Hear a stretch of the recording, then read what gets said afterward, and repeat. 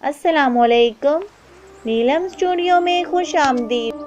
اللہ تعالیٰ نے حضرت محمد صلی اللہ علیہ وآلہ وسلم کو اس پوری کائنات کے لیے رحمت بنا کر بھیجا ہے۔ ان کی پوری زندگی اسلام کے اصولوں پر مبنی ہے۔ اللہ تعالیٰ نے جو کتاب قرآن مجید ان پر نازل کی ہے وہ قیامت تک محفوظ رہے گی، اور اس میں سے تعلیمات اللہ تعالیٰ نے اپنے بندوں کو دی ہیں۔ اس کا عملی جامعہ حضور اکرم صلی اللہ علیہ وآلہ وسلم نے اپنی زندگی میں پیش کیا ہے۔ حضور اکرم صلی اللہ علیہ وآلہ وسلم کی پوری زندگی اسلام کی تعلیمات کے مطابق ہے۔ ان کی زندگی سے ہمیں رہنمائی ملتی ہے کہ ہم نے زندگی کس طرح سے گزارنی ہے۔ اگر ہم ان کی اطاعت کریں گے تو دنیا آخرت دونوں میں کامیابی حاصل کریں گے۔ اسلام آنے سے پہلے خواتین کے ساتھ بہت برا سلوک کیا جاتا تھا۔ انہیں زندہ رہنے کا حق نہیں دیا تھا، لیکن اسلام نے زندہ رہنے کا حق دیا، ان کے کچھ حقوق و فرائض کا تعین کیا، جس کے بعد عورتوں کو معاشرے میں ایک مقام ملا۔ دوستو، آج ہم آپ کو حضور اکرم صلی اللہ علیہ وآلہ وسلم اور حضرت عائشہ کے رشتے کے بارے میں بتائیں کہ حضور اکرم صلی اللہ علیہ وآلہ وسلم کس نام سے انہیں بلاتے تھے، جس سے معلوم ہوتا ہے کہ اپنی شریک حیات یعنی کہ اپنی بیوی کو کس نام سے پکارا جائے، یعنی کہ اس کے نام کے علاوہ کسی اور نام سے اسے پکارنا جائز ہے یا نہیں، اور اگر جائز ہے تو حضور اکرم صلی اللہ علیہ وآلہ وسلم حضرت عائشہ کو کس نام سے پکارتے تھے۔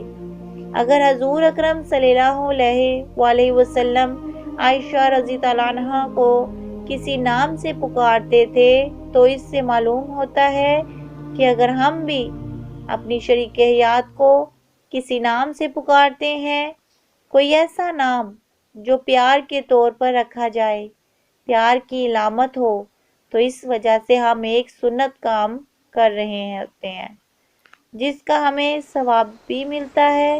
حضور اکرم صلی اللہ علیہ وآلہ وسلم اور ام المومنین حضرت عائشہ رضی اللہ عنہا کی زندگی ہمارے لیے ایک بہترین نمونہ ہے۔ ان کی زندگی سے ہمیں ملتا ہے کہ انسان کو ایک شادی شدہ زندگی کس طرح سے گزارنی چاہیے، ایک بیوی کے کیا حقوق اور ایک مرد کے کیا حقوق ہیں جو اسے پورے کرنے چاہیے۔ اگر آپ اپنی بیوی کو کسی پیار کے نام سے بلاتے تو حضور صلی اللہ علیہ وآلہ وسلم کا ایک فرمان ہے، وہ بھی سن لیجئے۔ حضرت عائشہ رضی اللہ عنہا بہت سی احادیث بیان کی ہیں جو حضور اکرم صلی اللہ علیہ وآلہ وسلم کے حوالے سے ہیں کہ حضور اکرم صلی اللہ علیہ وآلہ وسلم حضرت عائشہ کو کس نام سے بلایا کرتے تھے، لیکن اس کا مفہوم جو ہے وہ ہم آپ کے ساتھ شیئر کرنے جا رہے ہیں۔ حضرت محمد صلی اللہ علیہ وآلہ وسلم ام المومنین حضرت عائشہ رضی اللہ عنہا کو پیار سے حمیرہ کے نام سے بھی بلاتے تھے، جس کے لفظی معنی ایک چھوٹا سرخی مائل رنگ ہے، لیکن علماء کا کہنا ہے کہ اتنا گہرا رنگ جو سورج کی شعاؤں کی وجہ سے سرخی مائل ہو جائے، یعنی کہ اس کی وجہ سے حضور اکرم صلی اللہ علیہ وآلہ وسلم انہیں حمیرہ کے نام سے بلایا کرتے تھے۔ حضور اکرم صلی اللہ علیہ وآلہ وسلم اور حضرت عائشہ رضی اللہ عنہا کے درمیان جو تعلقات تھے وہ بہت خوبصورت تھے، جن سے آج ہمیں رہنمائی حاصل کرنی چاہیے کہ ہم اپنی ازدواجی زندگی کس طرح سے گزاریں اور کس طرح سے اس سے سبق حاصل کرنا چاہیے۔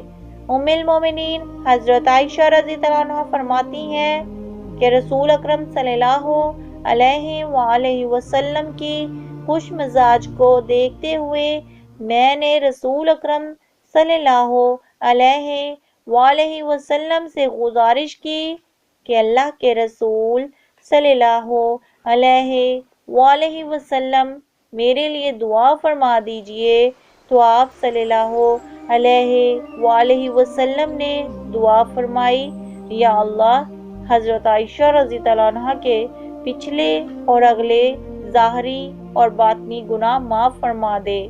یہ سن کر حضرت عائشہ رضی اللہ عنہا خوشی سے ہنسنے لگی۔ رسول اکرم صلی اللہ علیہ وآلہ وسلم نے فرمایا، کیا تمہیں میری دعا نے خوش کر دیا؟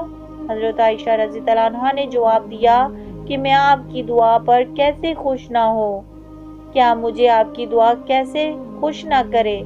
تو رسول اکرم صلی اللہ علیہ وآلہ وسلم نے فرمایا، اللہ کی قسم، بے شک میری یہ دعا ہر نماز میں تیری پوری امت کے لیے ہے۔ دوستو، اس حدیث مبارکہ سے جو چیزیں معلوم ہوتی ہیں وہ آپ کو بتاتے ہیں۔ حضرت عائشہ رضی اللہ عنہا کی فضیلت، بلند مقام اور رتبہ معلوم ہوتا ہے۔ حضرت عائشہ رضی اللہ عنہا کی وجہ سے پوری امت مسلمہ کو حاصل ہونے والی رسول اکرم صلی اللہ علیہ وآلہ وسلم کی عظیم دعا کی خبر بھی ملتی ہے۔ ایسے بہت سے واقعات ہیں جو حضرت عائشہ رضی اللہ عنہا کے ذریعے ہم تک پہنچتے ہیں۔ اچھی بات شیئر کرنا صدقہ جاریہ ہے، زیادہ سے زیادہ شیئر کریں۔ جزاک اللہ۔